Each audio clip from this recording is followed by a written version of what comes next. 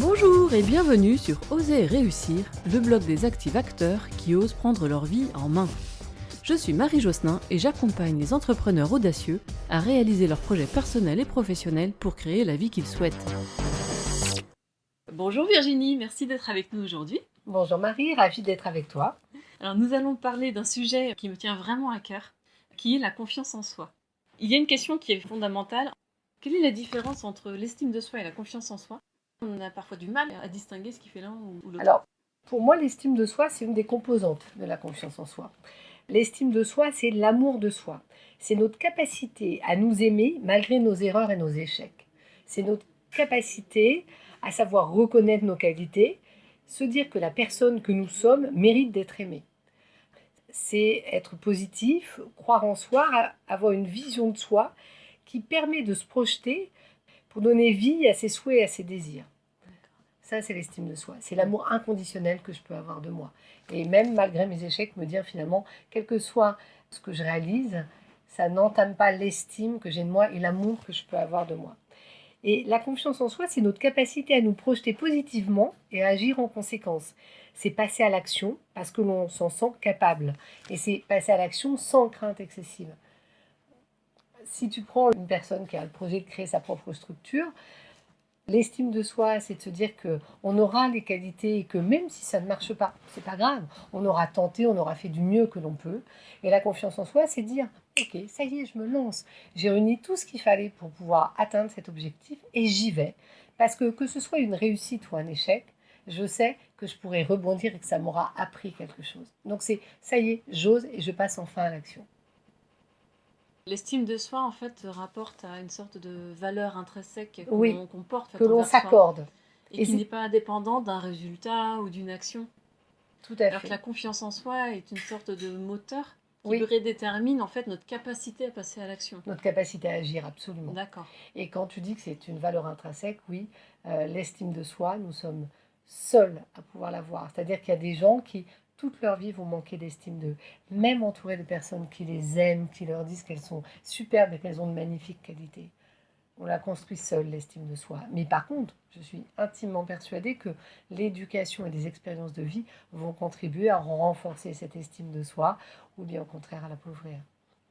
Si on est seul justement à définir cette estime de soi, si on est responsable de la construction de l'estime de soi, comment on peut travailler aujourd'hui sur l'estime de soi ?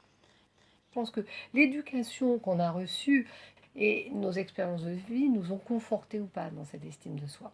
Maintenant, quand en coaching ou en accompagnement, je fais travailler des personnes sur l'estime de soi, je leur demande de se remémorer leur réussite, même celles qui paraissent anodines, les choses qu'ils ont réussi à entreprendre, les choses qu'ils ont réussi à faire. Et ensuite, une fois qu'ils sont remémorés ces réussites, je leur demande finalement quelles qualités vous ont permis de réaliser ce que vous venez de faire. Finalement, quelles sont les qualités que vous avez mis en œuvre. Parce que bien souvent, et je le vois, tu vois, quand j'anime des stages, notamment pour les agents hospitaliers, pour des métiers qui sont parfois peu valorisés, et je l'ai surtout expérimenté à l'hôpital, où j'ai passé 10 années avec les brancardiers, les agents hospitaliers. On est dans un milieu où la reconnaissance du diplôme est importante, et où ces personnes n'ont pas toujours de diplôme. En début de stage, j'avais une table où je disposais plus d'une centaine de cartes, et je leur demandais, choisissez vos qualités. Et timidement, ils en prenaient 2 ou 3. Et à la fin du stage, ils avaient tous 10, 15 cartes devant eux. C'est-à-dire que les personnes parfois sont elles-mêmes en difficulté de nommer leurs qualités. Donc, partons d'une réussite, de quelque chose dont vous êtes fiers, quelque chose que vous avez réussi. Quelles sont les qualités qui ont été les vôtres pour réaliser cette action ? Là déjà, ils commencent à trouver des qualités. Et puis sinon, je leur dis, faites le test, demandez à des personnes de votre entourage, des personnes ressources, des personnes que vous aimez bien, ce qu'elles apprécient en vous.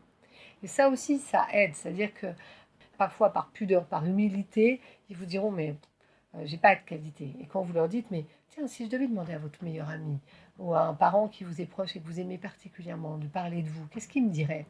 Et là, ça vient, là, ils sont capables de dire ben voilà, on me dirait que je suis généreux, que je suis quelqu'un de loyal. Ils sont en capacité de nommer ces qualités. On est aussi dans une société où il y a de la pudeur, où en France, ça fait, contrairement aux petits Américains qui sont élevés à l'école, dès tout petits, ils sont habitués à prendre la parole, à parler d'eux.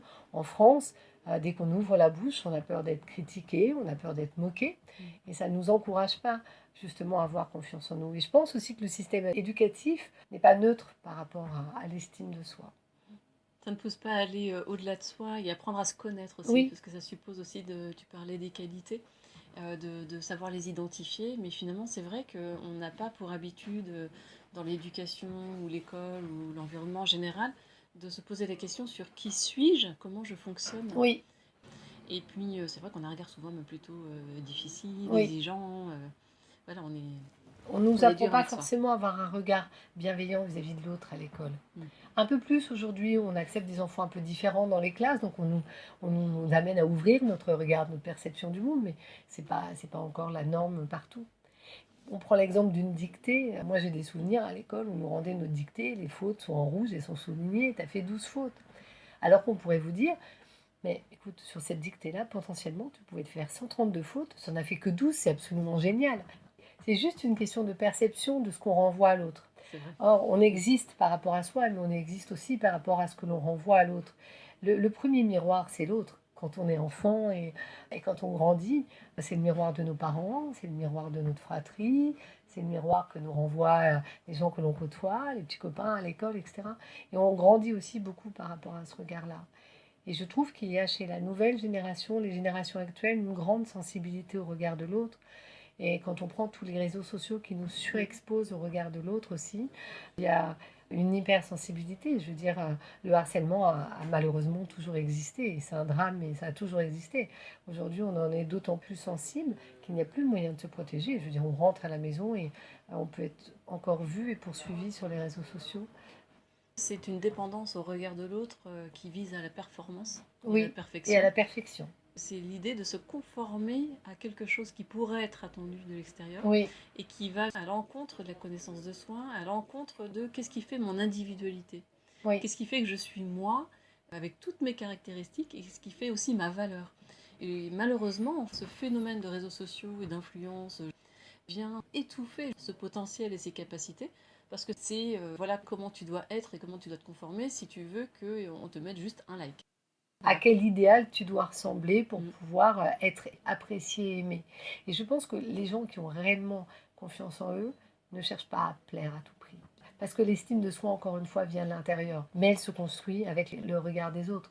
Ça, c'est tout à fait clair. C'est la fin de cette deuxième partie. Reste avec nous pour le prochain épisode. Nous échangerons sur les causes du manque de confiance en soi et nous essaierons de comprendre pourquoi nous pouvons manquer de confiance en nous. Alors merci pour ton écoute et je te dis à bientôt sur Oser et réussir. Bye bye.